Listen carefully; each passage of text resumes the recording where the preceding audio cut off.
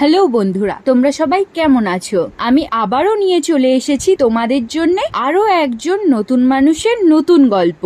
বাদাম বাদাম কাঁচা বাদাম এই গানটা শোনেনি খুব কম মানুষই আছে। এছাড়াও টলিউড বলিউড প্রায় সমস্ত তারকারাই কাঁচা বাদাম গানে কোমর দোলাচ্ছে। একজন সাধারণ বাদাম বিক্রেতার গান নিয়ে কোরিওগ্রাফ করে সেই গান আরো ফেমাস হচ্ছে সোশ্যাল মিডিয়ায়।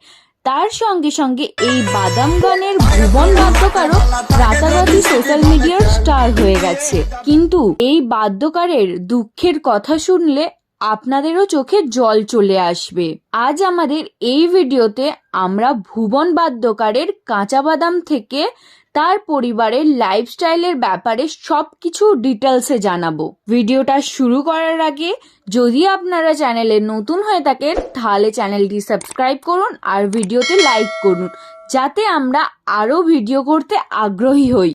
বন্ধুরা, ভুবন বাদ্যকার ওয়েস্ট বেঙ্গলের কুরুলকুড়ি গ্রামে থাকেন। এই গ্রামের অবস্থা এতটাই খারাপ যে না আছে এখানে পাকা রাস্তা, না আছে এখানে পাকা ঘর। এখানকার মানুষজনেরা অনেক পরিশ্রম করে নিজের সংসার চালায়। ভুবন বাদ্যকারও একটি মাটির ঘরে থাকে। কাঁচা বাদাম বিক্রি করে নিজের পরিবারের সব প্রয়োজন মেটাতো। এবার চলুন বন্ধুরা কথা বলি ভুবনের কেরিয়ারের ব্যাপারে।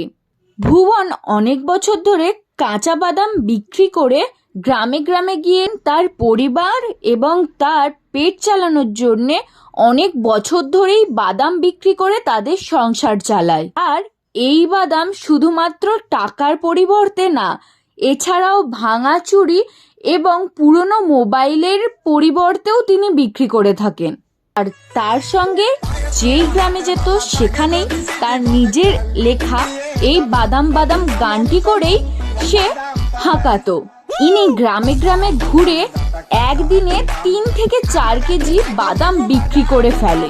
এর থেকে তো এতটা ইনকাম চলে আসে যে তার পরিবারের পেট চালাতে পারবে।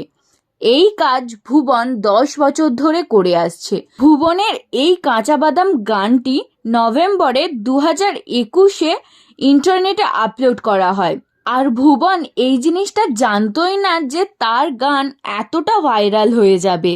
ভুবন একটা পত্রিকার ইন্টারভিউ দেওয়ার সময় বলে, একটা লোক এলো ও তার গানের প্রশংসা করলো এবং ওনার ভিডিও বানালো, আর তারপরেই সেটা সোশ্যাল মিডিয়ায় আপলোড হওয়ার পর এক সিঙ্গার ওনার গানে বিট দিয়ে রিমিক্স বানিয়ে ফেললো। আর তারপরেই একজন ওই গানটাকে কোরিওগ্রাফ করে দিল। তারপর আর কি হওয়ার ছিল, রাতারাতি গানটা অত্যন্ত ভাইরাল হয়ে গেল, মানুষজন পছন্দ করতে লাগলো। ইনস্টাগ্রামের রিলস দুনিয়ায় এই কাঁচা বাদাম গানের এক চ্যালেঞ্জ শুরু হয়ে গেল। সবাই এই গানের রিলস বানাতে শুরু করলো। আর এই গানটা শুধু ভারতেই থেমে থাকেনি। সোশ্যাল মিডিয়ার বিষয়ে অত জানেন না, কিন্তু এই গানটা গাওয়ার পর অনেক সিঙ্গাররাই ভুবন বাদ্যকারের সাথে গান গায়, সেলিব্রিটি হয়ে গেছে। কিন্তু ভুবন রাতারাতি স্টার হয়ে গেলেও ওনার সাথে একটি জালিয়াতি হয়েছিল। যেহেতু সোশ্যাল মিডিয়ার সম্পর্কে ওনার অতটা জানা নেই, ওনার এই কাঁচা বাদাম গানটি যতই ট্রেন্ডিং হোক না কেন সেই গানের কোনো পারিশ্রমিক উনি পাননি। তাই ওনার ঘরের অবস্থা এখনো পর্যন্ত আগের মতোই আছেন। বন্ধুরা, এই কাঁচা বাদাম গানটি কেমন লেগেছে কমেন্টে অবশ্যই জানাবেন। আর এটিই ছিল কাঁচা বাদাম বিক্রেতা ভুবন বাদ্যকারের জীবনের কিছু দুঃখের কথা। আর পরের ভিডিওটা কাকে নিয়ে বলবো সেটা অবশ্যই কমেন্টে জানাবে। ভালো থাকুন, সুস্থ থাকুন।